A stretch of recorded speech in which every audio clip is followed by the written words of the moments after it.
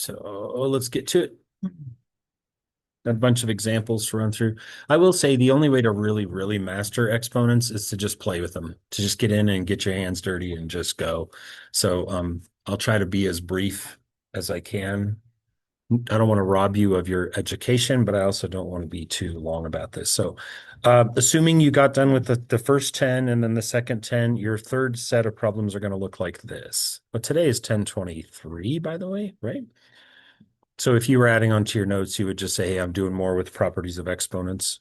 So our first example is going to look kind of weird. And I'm warning you again that today's notes will at some point start to feel more intensive or difficult. So I'll try to give you some like guiding steps, some maybe routines that you can follow. I don't feel like I need to warm us up with a reintroduction to what we learned yesterday. You learned 7 properties yesterday, when to add exponents, when to multiply them, when to distribute them, like when to flip them to the bottom, when to flip them to the top, stuff like that. So that's all going to come into play in today's assignment. So let's get to it. When you see problems like this, the first thing you're going to do is look at just the top of the fraction and see if there's any math you can do, and there's not. That will apply later on. There'll be like parentheses and like X's you can put together and stuff. But in this case, you all would agree that the top is just what it is, right? Like you can't do anything. And the same if I look at just the bottom, I'd say, well, you're just what you are. It's at this point that we start to actually do the problem and let the tops and the bottoms interact with each other. So just like I told you yesterday, the first thing you're going to want to do once you're ready to rock and roll is deal with the easy part, the little kitty part. And this is not an algebra question. This is just a math question. How would you reduce 4/8? Okay. You could divide them both by 2, or you could divide them both by 4, right? At the end of the day, what we all agree with, like unanimously, is that 4/8 when reduced is equal to 1/2, right? So that's job one, is just to do the easy part. Again, that has nothing to do with ninth grade math. It's just like numbers. And now what we're going to do is we're going to employ one of the properties, one of the 7 properties we learned yesterday. You will notice, of course, that you have some X's on top and some X's on the bottom. What is the property that we learned yesterday that allows us to put those together? Subtraction. Nice job. And so we just take their exponents and subtract them. 10 minus 5 is 5. Now, this is the kicker. I'm glad this is early in the lesson so you can hear me say this. If the number you get when you subtract is positive, put the answer on top. If we had subtracted and gotten a negative, then we would put it positive, but on the bottom. So in this case, 10 minus 5 is positive 5. So we're going to put x to the 5 power, but we're going to put it on the top like this. Okay, let's do the same thing now with our y's. What is 11 minus 2? And again, it's positive, so I'm going to put my y to the 9th up on top like this. At this point, you could say I'm done, but this answer is really ugly and it's a tad inappropriate. So I'm going to do 2 things to solidify its goodness. Number one, I'm going to get rid of this 1. I've kind of been telling you for the first 9 or 10 weeks that like ones are okay, but I'm going to try to coach that nonsense out of you. Like eventually people don't want you putting ones where they don't need to be. So first thing is the 1 needs to go. And then you see how this fraction's kind of wonky looking? I'm just going to clean it up and I'm just going to write it as x to the 5th, y to the 9th, all over 2. Make it clean, symmetric, and then you could be proud of it. Pretty simple, that one. So step 1, we reduced the fractiony part, the part that had nothing to do with variables and exponents and stuff. And then we just did our subtraction property. All right, let's try that process again. For this one, we're going to do 6x to the 4th, y to the 13th, all over 8, x to the 10th, y to the 8th. Okay. What is step 1? Reduce the 6/8 by dividing both of these numbers by 2. And I will say that people sometimes get confused because they know that there's going to be some subtraction later. And I've seen kids like subtract 6 minus 8. Like, don't get all kooky. Remember, that is still just a fraction, right? And 6/8 will reduce to 3/4. So what I'm going to do always is go off to the side and build my answer. You just literally construct it as you go. So I know that 3/4 is part of the game. So I'm sticking a 3 and a 4 in their appropriate spots. And now we move on to the variables. And whether they appear in the problem alphabetical left to right or not, no one cares. You should do them alphabetical.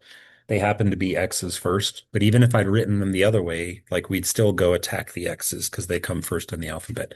So this is where your basic skills will hopefully allow you to shine. What is 4 minus 10? It is -6. And this is where saying things like 4 minus 10 equals 6 will now again be things that hurt you. They just keep punching you if you think that way. 4 minus 10 is very negative. So what you're going to do is you're going to put it downstairs because it was negative, but you're not going to put it as a negative. You're going to put x to the sixth. You place it positive, you just place it in a location that matches the sign. Okay? Does that make sense? And then we're going to repeat with the y's. The y subtraction problem is 13 minus 8. What does that equal? So we're going to take y to the fifth. And where are we going to put it? On the top because the 5 was positive. And this one doesn't even need any cleaning up. I like the way it looks. It's good to go. Yeah, Joe. So it's 3y to the fifth over 4x to the sixth. Do you see how everyone got to where they wound up? It's just a process. Let's go again. 9 x squared y to the ninth over 27 x to the 12th y to the 13th.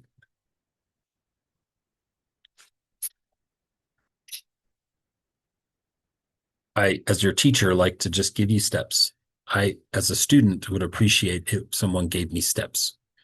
It's like anything else. You look up how to do something like an instruction manual or something on YouTube. You want steps. Tell me what to do first. Tell me what to do second. So the first is reduce the fraction. What is 9 over 27 reduced to? 3. Uh, do better. Yeah. At the end of the day, whether you do it in small steps or not, you will eventually come to the conclusion that that reduces to 1/3, right? I would go there quicker, divide them both by 9. So again, I'm going to build my answer and I'm going to place a 1 and I'm going to place a 3. Now that 1 might die like it did in the first problem because it might not be needed up there. If there's some other stuff up there, then I'll get rid of him, but he might be the only thing that's left in the top. So you don't want to ignore him yet. Let's do the x's first. And the x's are 2 minus 12. What do you get? -10. So you are going to put x not to the -10th, but what? To the 10th in the bottom. That's how you account for negative exponents, is like when you see one coming, then you place it in the bottom, but don't place it negative. That's counterproductive. And then you do it again for your y's. 9 minus 13, what you got? -4. So what do? Put it on the bottom. And so the only thing that I would really do in this case is I would just grab that 1 and I just think it looks kind of ghetto-y, so I might just center my fraction a little bit like that. But you remember in problem 1, the y just went away because there was other stuff up there, right? But in this case, I need him because he's like a placeholder. Without him, the fraction wouldn't make any sense. So far, so good. Okay, I have one more of these, and then I'm going to get to the other note card. And the other note card is the one that I'm a little bit scared of, not going to lie. The problems get significantly weirder and more difficult. So this will be our last uh, of the easiers, I think. I hope you're not struggling too much with this. So we have 8x to the 4 and y to the 6th, and that's all going to be divided by 4, x to the 4th, and y to the 2nd. Y to the tooth. Steps, right? So first part is we put on blinders and we're like, I will not even think about x's and y's. I will just reduce the numbers. What do 8 and 4 reduce to? 2 and 1. So when I build my answer, I hope we all agree, but I don't want to go too fast. If you divide both of those numbers by 4, you get 2 and 1, right? So here's what I'm going to do. I'm going to put a 2. and I'm not going to put a one. There will never be an occasion in your math life where putting one on the bottom of a fraction is good for a final answer. So I'm just going to put the two. And here we go. Fourth verse. Same as the first. It's just if you can subtract, you can do this. What is 4 minus 4? So here's one for you from yesterday. If you get x to the power of 0, what does that equal? And ones are pointless, which means, as far as I'm concerned, x's, I don't even need you.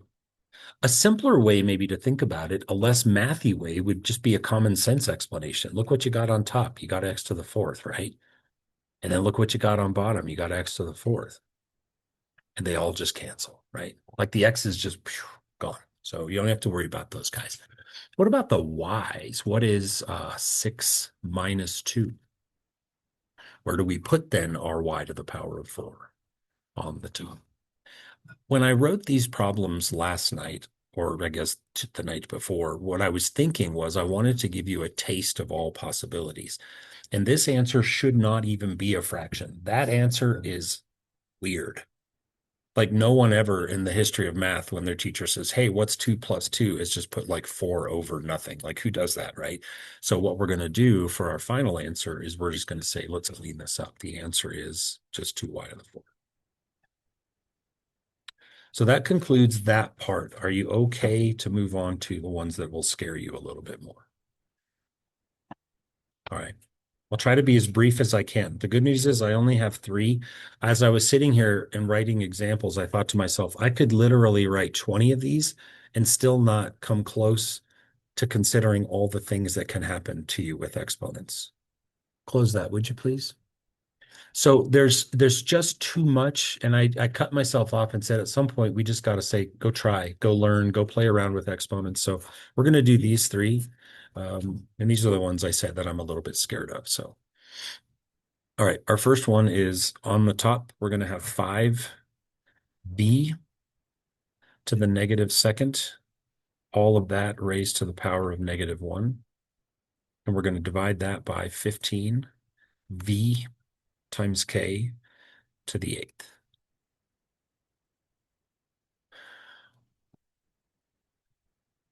8th. I think about, bless you, I think about work so much it's almost embarrassing, but like 30 years in, I still don't know how to do this perfect. So I'm going to try this year to be as deliberate as I can with steps, non-negotiable steps. Do this first, do this second, do this third. Like I hope that that helps you. And you guys that are more adept at math, just naturally gifted, you're gonna find workarounds to my stupid little steps, and you'll find shortcuts. But this is just kind of for the masses. So here goes step one.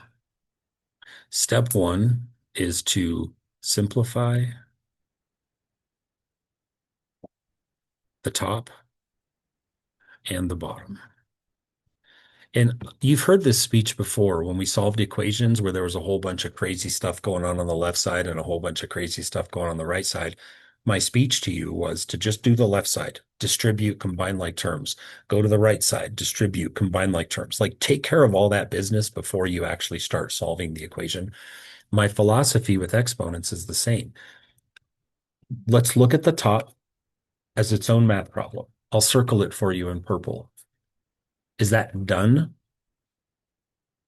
No, we can all agree that that is not done. It just, there's work to do. There are properties I have to use. Let's take a look at the bottom. Is it done? I believe it is. You couldn't find for me anything on the bottom that I could do. The 15 has no one to multiply by. The V has no other V's to join with. The K has no one to go with. I would look at the yellow one and say that's a finished product. So our next minute or so is going to be dedicated to how can I make the purple one as good as it can be? Take away the parentheses, And how do you take away parentheses? multiplication, or The D, division. it's another D word. Someone maybe whispered it. We have to distribute. One of our properties that we learned yesterday was the one that we've just decided, well, just call it like the distribution thing. So this negative 1 exponent is going to distribute himself to the 5, and then he's also going to distribute himself to the V. So I'm going to rewrite this problem now. right here, I suppose. And the bottom I can just copy down. And then the top is 5 to the power of -1. And what will the exponent of my v be? Nope. V to the power of +2. One of our properties yesterday that we learned was that if you have a v and it's already raised to a power of negative whatever, and you raise it to another power, I believe it was our second property that we put in our notes where we learned that in this case, you multiply those powers together. And -2 times -1 is 2, right? There's really nothing more that I can do at this point on the top of the fraction, but I don't want to move on until you're okay with what we just did. And this is a new one for me. This is my first time, honestly. Maybe, I mean, who knows? Maybe I did it like back in 2004 or something. I don't know. But I'm really going to try to be firm this year about this step two. And if you don't like it, then maybe I'll pull it out. But step two, I'm going to try this to keep us all sane this year is, so this is kind of a new one for me, is move stuff with negative exponents. And again, you'll find workarounds for this. You clever mathematicians will eventually say, "Do I have to?" And my answer is going to be no. Like if you're finding quicker and smarter ways to do these, then I'm down. But I think what's gonna be nice about this is if we take any one that has a negative exponent, the next step is going to be easier. Step three. So in step two, I look around the problem and I have 5 things in this problem. There are 5 of them. There's a number 5, there's a V, there's a number 15, there's another V, and there's a K. And I see one of those 5 has a negative exponent. I'm not going to ask you which one because that would be like insulting and rude. So what we're going to do is we're going to take this fella right here and we're going to fix him. And notice I use the word move up here in the corner. Do you remember from yesterday what we do with things when they have exponents that are negative? Move it to the bottom. What if it had already been on the bottom? Then we move back up. Remember, it's just this little stupid ghetto elevator that only goes 2 floors. There's no third floor. Like fractions have 2 parts, a top and a bottom. So if something's on the top, you move it to the bottom. If it's on the bottom, you move it to the top. It's really easy to understand. So this 5, I'm going to pick up and I'm going to relocate it to right there. And now I'm going to rewrite my problem. It's now going to say, so I'm going to work over here kind of this way. It's now going to say v squared on top, but on bottom, I'm going to have 5 now to the power of +1 times 15 times v times k to the 8th. Got it? Can we all agree that there probably was a little bit of math that I could have done right there? What is 5 to the power of 1? It's just 5. And I feel like if I were doing this problem by myself, I probably would have just stuck the 5 right here and I would have just multiplied it. Do you guys all know what 5 times 15 is? 75. So I'm going to clean this up a little bit. And right here, I'm just going to do some easy math. I'm going to change that 5 times 15 part to just one number because let's keep it clean, 75. At this point, you ought to be thinking to yourself something like, hey, this now looks just like what we did 4 of at the start of class, right? It's just one of those. There's nothing else to do on the top. There's nothing else to do on the bottom. We have no choice now but to let the tops and the bottoms blend together. So my answer, and this will now be the final thing. So for step 3, we're going to put like combine top and bottom. And I don't know, maybe you'll find a better way to write that in your notes. But what I mean by that is we're at the point in the problem now where we have to do what we did before, and that is just let it all mesh together into one. So let's talk first about the number 75. Does he have anybody to go with? No. So we have a final answer now that will, whether we like it or not, have a 75 in the bottom. He's got no reason to go anywhere, no one to go with, no one to reduce with. He's just like a man on his own. Let's talk about the K's first, because K comes before V in the alphabet. Does the K have anyone to go with? So the K is just going to be in my answer as it is. And then tell me about the V's. It wouldn't. How many V's are on top? Two. How many V's are on bottom? One. And I wrote that one there for you so you can see that there is one. What is two minus one? Positive one. So I will place a V to the power of one on top because it came out as a positive one. And that is your answer. Step one, clean the top and the bottom individually of each other. Step two, any difficult little stubborn guys that have negative exponents, move them around. And there might wind up being a step 2.5, as you'll see later on down the line. But for now, these three steps are going to rock us. So scale of 1 to 10. 1, that problem crushed my soul. I want to go home and cry. 10, I got it. That was easy. Where are we at? 6, 7, something like that. Yeah. 6. Oh, More like a 2. 2, 5, not bad. Let's see if we can get that to go up a little bit on the next example. I don't know about you, but I would have been lost if I were sitting in this classroom. So, where you at, Curlis? What's that? Oh gosh, okay. All right, I better step my game up. Here we go. Round 2.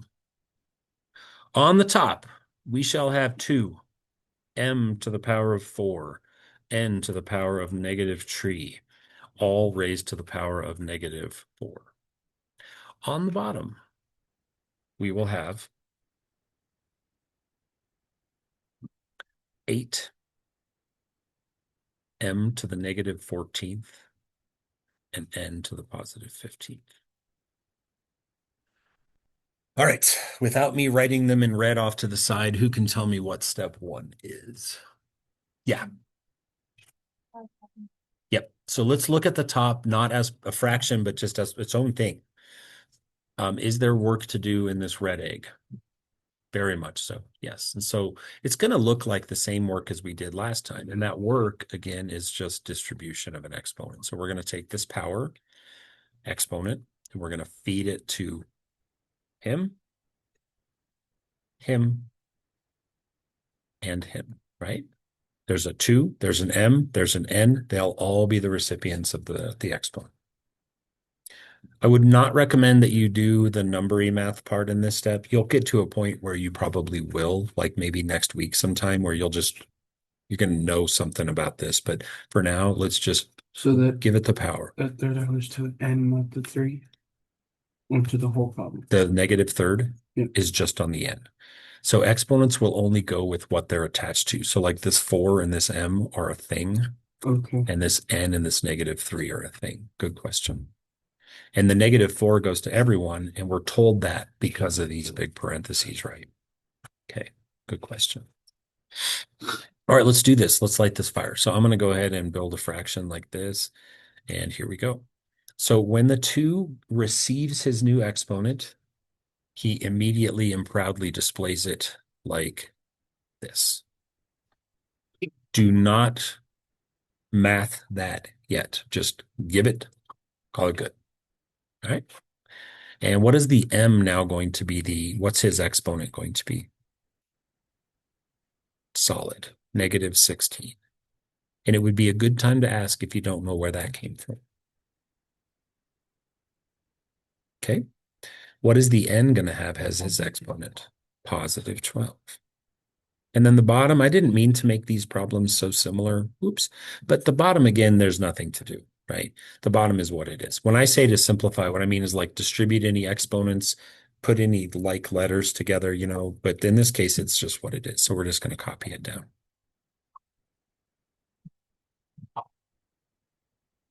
That completes or concludes step 1.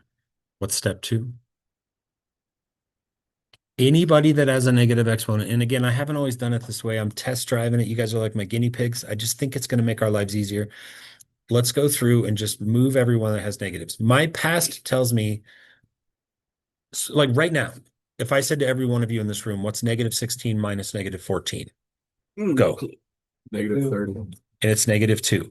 And what I found is that rather than go there, because it's negative 16 minus negative 14, which becomes negative 16 plus 14, which, so what I'm trying to do this year with this new method is to make it so that when you guys in that last step, when we go toppy bottomy, that you're never subtracting with negatives, but rather just a positive minus a positive. That's my goal.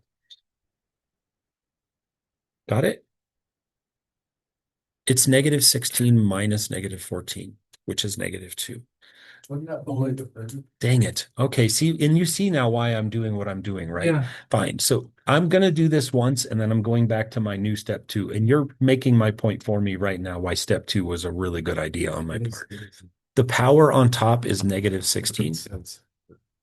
The power on bottom is negative 14. And honestly, if I had $1 for every time a kid looked at those two numbers and said negative 30, I could probably go buy a brand new Cadillac. Like it's insane. So the trouble with this and why I don't want to play this game this year is because that is not a negative 16 and a negative 14. It is, according to rule number 3 from yesterday, it is negative 16 minus negative 14. And someone long before you met me taught you that when you do minus immediately followed by a negative, they create something beautiful. What's it called? It's not a positive. It's called a plus.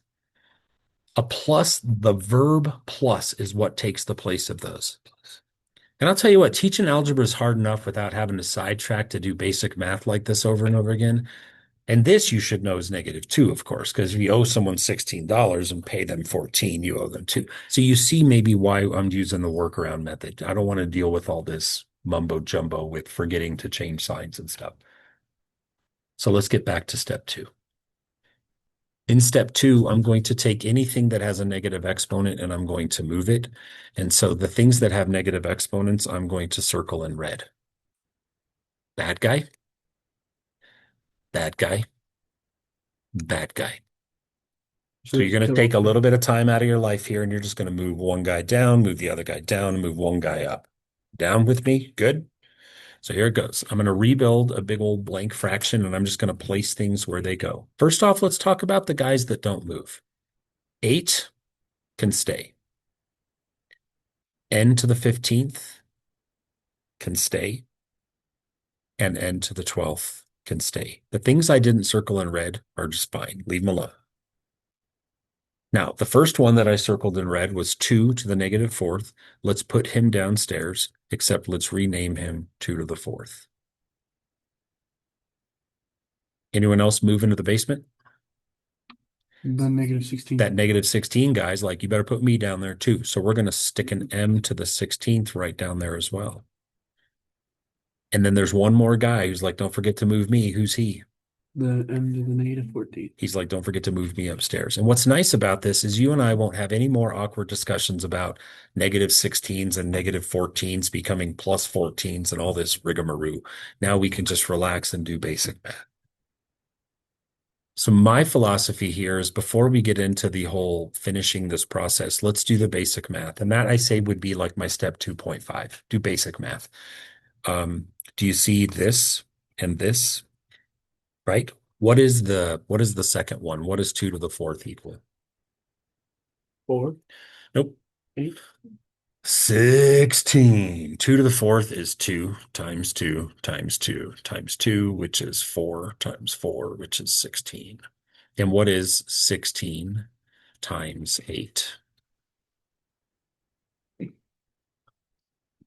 Come on, whiz kids. What's 8 times 16? 32. Nope. 48. Nope. 120. Thank you. So we now know that there will be a 128 in our answer. And if any of you are even remotely curious as to how do you expect me to do that, here's my answer. Here is 8 times 16. Do you agree? I really thought you were getting 8 times 10 is 80. 8 times 6 is 48. And 80 plus 48 makes 128. Okay, let's get back to it. Now, let's alphabetize. M's first. I'll circle them in green. I got 14 of those bad boys on top. I got 16 of those bad boys on bottom. What's 14 minus 16? So I'm going to put M to the 2. on the bottom because it came out negative. Now we're going to go to the next letter in the alphabet, which is N, and I'll circle them in yellow. There is a 12. You okay over there, girls? 12 minus 15 is -3, which means I will not insert -3. I will insert 3, but I will put it at the bottom. And at this point, there is no way that there could be anything left on top. And you would agree that that is one funky looking fraction. So put a 1. What? Keep telling us to take the ones out, and now we're putting them in. This is the only time you would need a 1. He is what we call a placeholder. Oh, so he's kind of like dead to the world, but he's there just to make sure it looks good. No, it's not a fraction if it doesn't have something on the top like Okay. this. You can't have blank over something like it. There has Blank to be over blank. You can't have them. you need a 1 on the top. Ones don't need to be on bottom, but they do need to be on top. Did anyone's number go up? Yes. Rad. I feel like I could probably do this. Let's go again. Hey, for whatever this is worth, this will be your last example. Is that good? Do we have any more rules? No, no, Oh, that's no. a No whistle. more. No more rules. Let's do 2 times a to the -3rd c to the -4th squared all over -6 times a to the 5th c to the 2th, all of that raised to the -3rd. This would be about the hardest one you'll see, just FYI. I mean, for now, for this class. Everything I do, I try to do because I just want you guys to be successful. So this whole step process again is just I want you to know the biggest question I always get is like when kids get frustrated, it's always the same words. I just don't know where to start. And so step 1 is where you start. What do we do first? Simplify. So you're going to take this bigger problem and shrink it into 2 smaller problems, and you're going to focus your energy just on the top.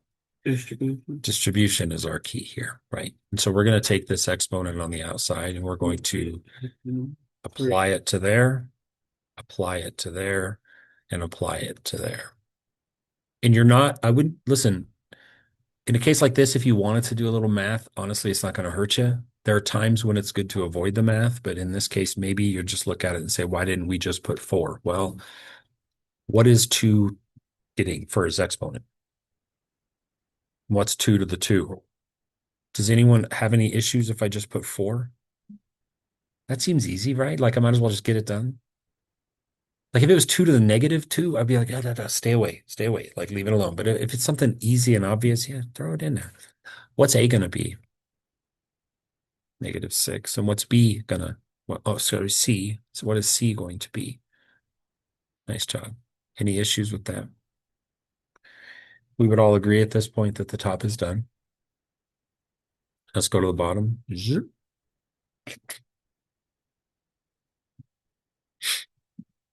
The -6 has nothing to do with anything, so he's just going to sit right here. I saw some of these when I was clicking through your future assignment, and I thought I better tell them about this. The program likes to throw that rogue number in front, and he's unaffected by all the chaos to his right, so that's why I just copy him down. Like he's not part of the exponent thing. All right, so we're going to distribute again. -3 is going to airdrop himself to here and to here. What are we going to get for our A's? Negative. Nice. And our C's? -6. Yeah. And again, the old, dumber version of me would have taught this as, okay, everyone, just subtract your A's. But that was a dumpster fire of people saying terrible things like 21, -21. And I was like, I can't, my heart can't take this anymore. So what we're going to do is we're going to move them all so they become positive numbers, and then we'll subtract after that. Okay. If you're really good at subtraction, like it, and you know who you are, some of you wouldn't probably raise your hand and admit it, but some of you kind of stink with your basic skills. You know, if you're someone who, when I say 5 minus 8, you say 3, you don't want to subtract this right now. Like that's inexcusable. But if you're just solid, you know who you are. Like you could finish this problem right now. So let's do it. Let's go to step two. And step two is let's fix all the bad guys. So red is a bad guy. All of them Purple, are bad they're guys. all bad guys basically. Green is a bad guy and yellow is a bad guy. So let's just make our lives easier and just let's get everyone where they need to be. So when we think about what is our answer going to look like, well, it's going to look like this. It's going to be a fraction, and I've got a 4, and I've got a -6. By the way, you do not move the -6. That's not an exponent. I've had that one happen before, and I thought you said move the negatives, negative exponents. Right. All right. So let's get everyone to their home. I like the green one first. So I'm going to make the green guy go up here and become a to the 15. I'm going to do the red guy second, just so he can get his homie right underneath him. So like a to the 15th and a to the 6th are placed now beautifully. Right. And then let's head alphabetically over to the C's. And I'll start with yellow homie and say move him up to become C to the 6th. And then purple homie goes downstairs and becomes C to the 8th. It's gorgeous now. Okay, you're cut off from saying homie. Okay, homie. Uh, good. You want me to stop saying the word homie? You like it? How many times have I said it? Like A six, lot. seven, six, seven times? Maybe 60 or 70. All right, let's finish this job. First off, now we're right back to where we started class. What does this fraction reduce to? Yeah, so here it goes, everybody. Mind blown. I'm going to take the negative out and put it on the side of the fraction and just put the 2 and the 3 back in. Math people don't like negatives in the top and the bottom. We like them just outside. Just put them outside. Let the reader of your answer determine where they want to put it, right? A's. Again, if you can't do 15 minus 6, you're just behind the curve, and it sucks. What is 15 minus 6? It is positive 9, right? So we're going to put a to the ninth on top. And again, I'm sorry, but if you can't do 6 minus -2. 8, that's -2. So what do we do with our c to the 2th? It is. And that, my friends, is a great answer. Okay. Uh, Here's what we're going to do. You're going to get your Chromebooks back out. And those of you that finished last night's homework, thank you. There's like 6 or 7 of you. You may enjoy the next 4 minutes off. The rest of you, I'd like you to get your Chromebooks out and start knocking out those same problems. I will add on to the Delta math. I've decided on Monday. So not a lot of free time, but thank you.